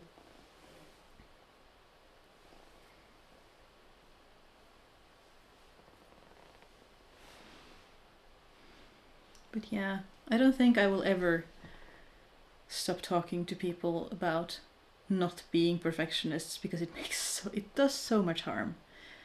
And it's weird because I don't feel like I am a big on perfectionism. I just run around and I do stuff, and I didn't do enough research to know how afraid I should be of doing stuff, and then I just go, oh, and then things happen and we deal with it, and then it's fine. But if that is my one message out in the world, it's not to try to be so perfectionistic, because it does so much harm. Just do the thing, knit the thing, even if it isn't perfect. You can always unravel it, or you can get more yarn. I mean, the first sweater that I knitted was in hand spun yarn that I got at the market, but it was single ply, so it keeps breaking and I keep having to darn it, which makes me a bit sad. And that has largely ended up as a cat bed. It's also a little bit small to me, so that's another reason. But yeah, the cats love it. Our cats are wool connoisseurs. If you try to give them a cat bed that is made of polyester, they just, no, they will go for the woolen blankets and the wool sweaters and the wool everything. Except for the heated blanket that my spouse has that is electric and has worms. They do love that. And have I ever thought of combining Viking style with Victorian? Yes. I mean, I have thought about it, but it has kind of stopped there. I haven't built it out more than that. But I think there is a lot of potential there to have a lot of fun. I mean, just using, I have two oval brooches as turtle brooches for Viking age. I mean, just one of those could be cool on a Victorian style blouse, or not a waistcoat, words, I can words, shirt waist, thank you. Happy crafting to you too. Yeah, handspun yarn is lovely. It's so nice because you get closer to the wool as well, I feel, and it's easier to be closer to the sheep and natural wool and get the production sources more local. Cats as a measure of quality of material? Yeah. Cats are big on quality of material. Whenever I'm doing either fussy things like felts and wool, they do love a good wool, but also, cotton, fuzzy cotton, they love to lie on that too. But if it's static, they're not so happy about it with their fur, especially Embla, who has long fur. She is like, no thank you. She doesn't like getting all of the static. Cats very much know wool is nice and warm. Tablet weaving sounds like it could be a little bit lace-like. No, it doesn't really. Well, because tablet weaving does 4 strands inside the same tablet, so inside the same sort of weft strand, where mostly you have 1 or 2 in a normal loom. So if you omit the thread there, it would be lace-like. But in tablet weaving, they're so thick. There's so many threads on top of each other. There's 4 threads on top of each other from the warp, and then the weft comes inside there in the addition. So it's very thick. It's excellent for things like straps, like shoulder straps. I've seen people make card weaving into, guitar straps, because it's really sturdy. It's so sturdy. It's like you can't break it if you try. Even thinner silk ones get really, really sturdy when you tablet weave with them, because the density of thread is so thick. So it's more like an embossing, where it's still a solid color, but it has a little bit of embossing where there should have been a pattern or should have been a color with the holes, and that still I think is really cool. I've done sort of stripes in singular color with holes in diamonds, and they get really fun. And of course you have some excellent tablet weavers who combine both color and missing hole and all of the things, and they just look out of the world. Like there are some Viking Age and medieval tablets that are patterns with the color. Yeah, like a damask, exactly, like the more like a damask than a lace. That is a lot of good explanation. But there are examples of tablet woven bands that they have a color in the pattern in the tablets in the warp itself, and then they also have missing hole that creates an additional layer of pattern, and then they also have brocade adding another layer of complexity and pattern on top of that. And a lot of the time, if they are that far into the complexity, the brocading color also shifts colors as it goes, and they're just mind-bogglingly complex. And when I see card weaving enthusiasts do reproductions of those things, I am just blown away. They are so beautiful, and they really tick that nerdy little box for me that I really like damask and lace and a lot of techniques that look deceptively simple from afar, especially in our day and age of, you know, machine-made fabrics and brocades that can look really complex. So we have this luxury of being used to really complex things. So I really enjoy when you have a technique that looks really simple from afar, but if you get up close, or if you know what you're looking at, you're like, wow, that is so cool. I have a big thing for those kinds of things. You remember a burning question, reading some free downloads of Norwegian designs.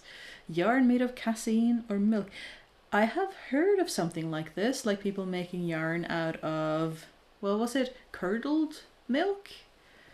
And I thought it was strange. I didn't research too heavily into it, so I don't know enough about it, but my initial thought was like, I am sad that the milk has gone bad in the first place.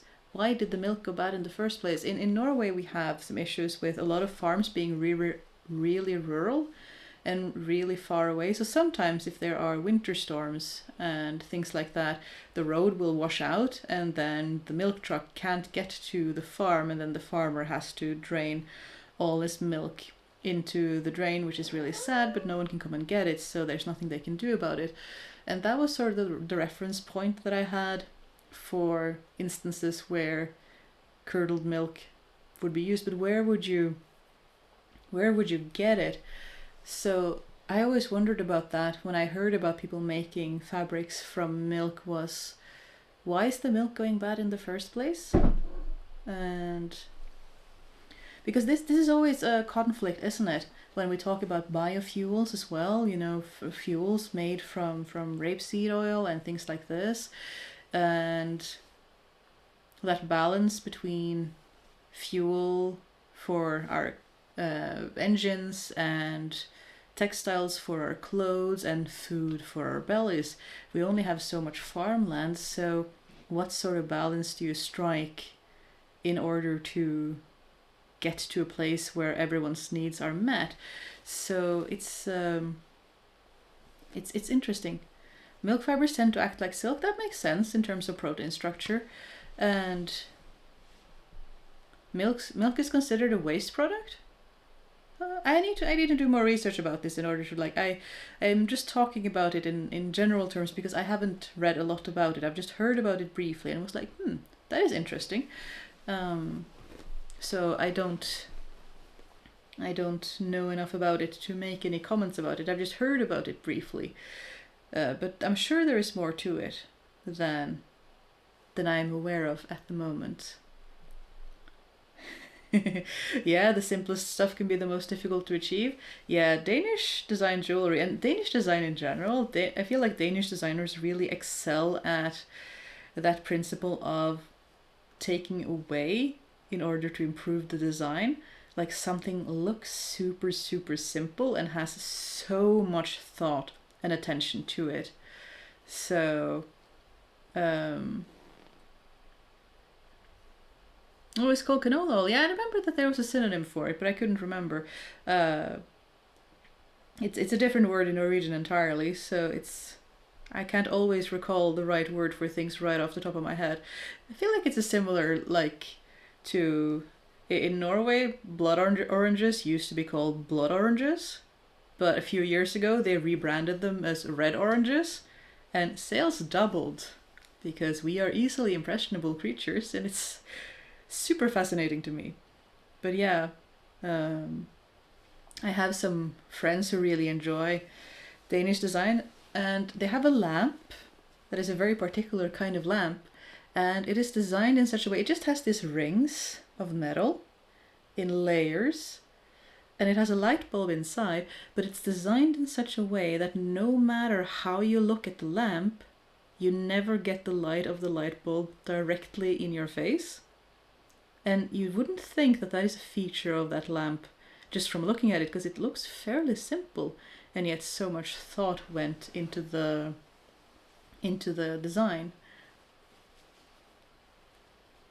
Canola is different from rapeseed with lower acid. I didn't know that. I have only heard them used interchangeably, so that is interesting that they are a little bit different.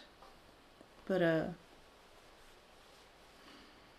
yeah, if it's considered a waste product, why not use it? Exactly. I'm just wondering why it came to be a waste product in the first place. I'm curious about that, and I'm sure there are good good reasons for it, because we don't want to use food that could have been human food for other things. But I think we try to avoid that in any case.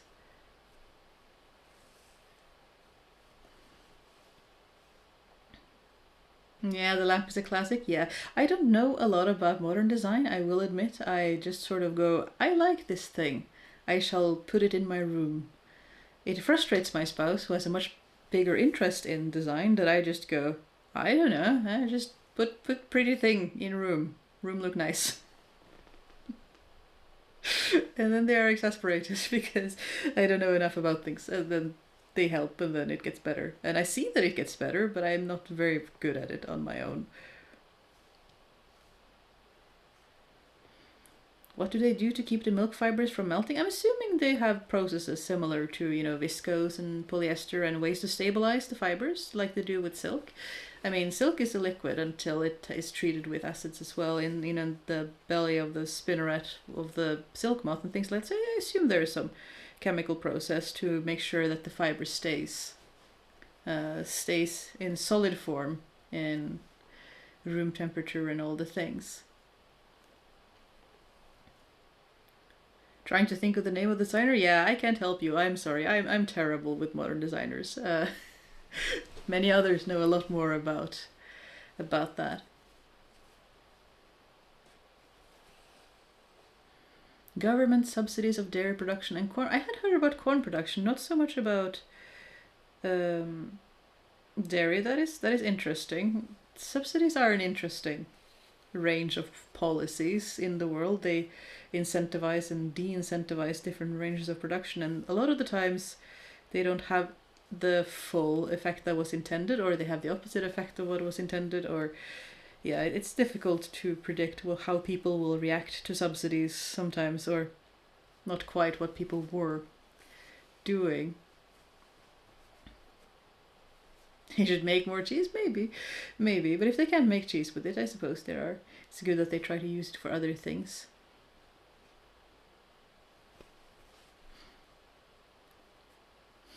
There you go. Lamp is called pH5. I should remember that, because pH is things that I would remember, but I think about that as chemistry, as something being acidic. But yeah, I am not very good with designs. I just go in charity shops and I look at things that I like, or I get gifted things that I like, and then I have fun with it.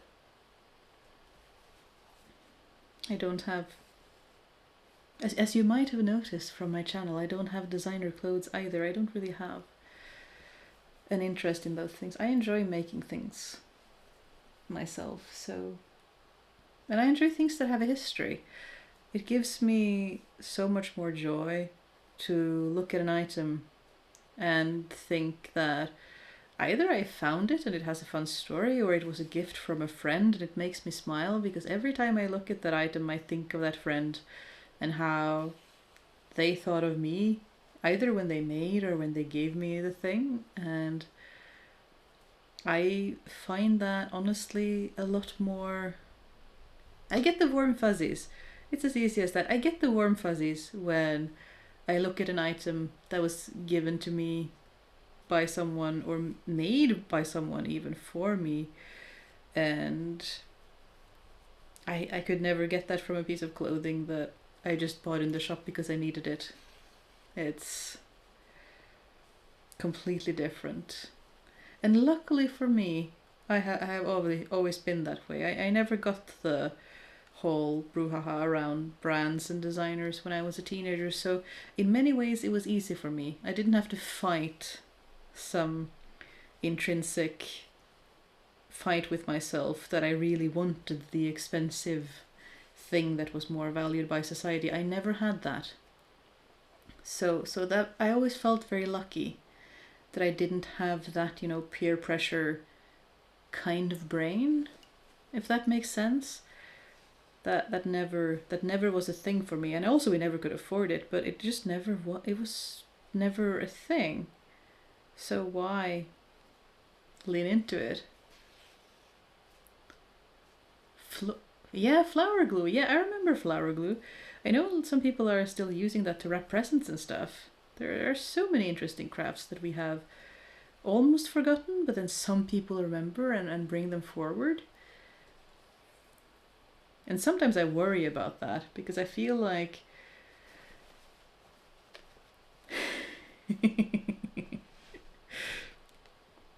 yeah, I know your boyfriend has a religious thing with that lamp. That was why I thought about it.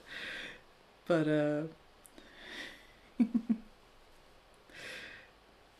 it's a nice lamp, I will admit. It's a nice lamp. Lamps are difficult in interior design. But I talk about this sometimes with friends, about how if there is a major disruption to our global supply chains that are, we noticed this in the beginning of COVID. Our supply chains are a lot more vulnerable than we maybe want to think about. If something gets stuck, then suddenly we're struggling a lot. Like, I think it only took a couple of days. Some people talked about this, that supermarkets are only trying to keep a certain number of days supply in their shelves, because then they get restocks and stuff like that. So the system is a lot more vulnerable than maybe we like to think about.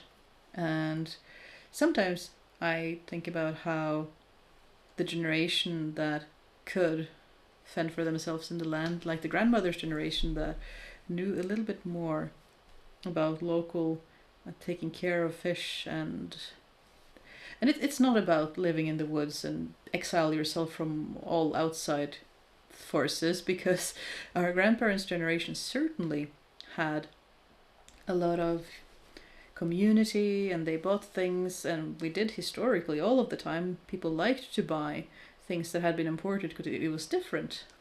But sometimes I'm a little bit nervous that a generation will pass away before they pass on their skills, because we cease to see their skills as valuable. But I'm not trying to be doom and gloomy about things, but I think about these things. That we cease to see a lot of practical skills as valuable because we can just go and buy it. We can just go and buy the thing that we need. We don't need to know how to make it. We don't need to know friends or community members who can make the thing. But I find so much joy in having a thing that was handmade by a human person, even if I don't know them, even if I find it at a crafting market. I still think they are amazing. To think that someone made this with their own hands. And yeah, I am going off on random tangents, but I guess that is the format that we are in. Madam is being talkative again, but I don't think the microphone is picking up, which is a good thing. That means it isn't picking up too much noise either. Yeah, I'm sitting in your chair. Horrible, horrible, horrible person.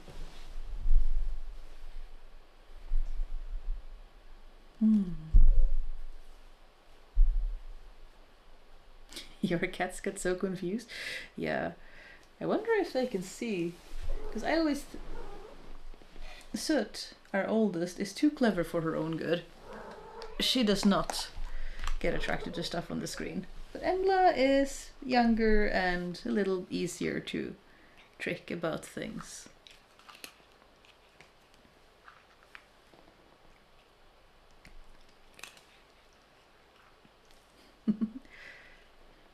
They are also very cute.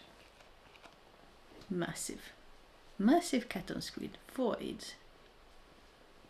No thoughts, just tail.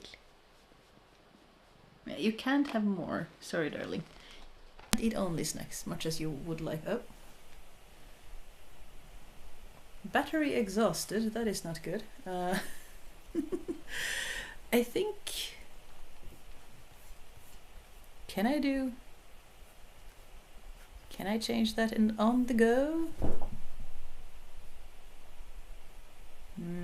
Let's see, give us a moment. There you go.